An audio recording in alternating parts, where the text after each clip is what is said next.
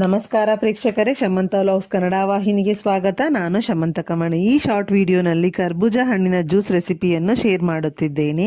ಈ ಹಣ್ಣಿನ ಜ್ಯೂಸ್ ಮಾಡಲು ಅರ್ಧ ಕೆಜಿ ತೂಕ ಇರುವ ಕರ್ಬೂಜವನ್ನು ತೆಗೆದುಕೊಂಡಿದ್ದೇನೆ. ಚೆನ್ನಾಗಿ ಹಣ್ಣಾಗಿರುವಂಥದ್ದನ್ನು ಆಯ್ಕೆ ಮಾಡಿಕೊಳ್ಳಬೇಕು. ಆಯ್ಕೆ ಮಾಡಲು ತಿಳಿಯದವರಿಗೆ ಒಂದು ಸಣ್ಣ ಸಲಹೆ ಏನೆಂದರೆ, ಹಸಿರು ಬಣ್ಣದಿಂದ ಕೂಡಿದ್ದರೆ ಹಣ್ಣು ಇನ್ನೂ ಹಣ್ಣಾಗಿರುವುದಿಲ್ಲ.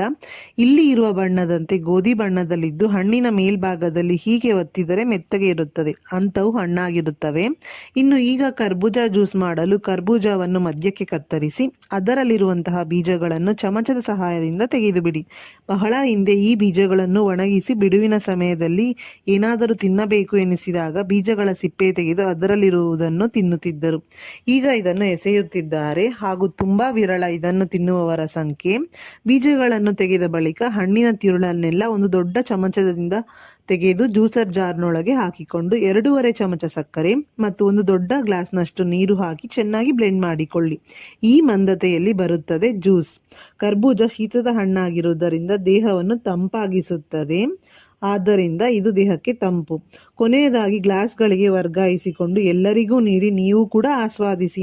ಮತ್ತೊಂದು ವಿಡಿಯೋನಲ್ಲಿ ಭೇಟಿಯಾಗುತ್ತೇನೆ. ಶುಭ ದಿನ ನಿಮ್ಮದಾಗಲಿ.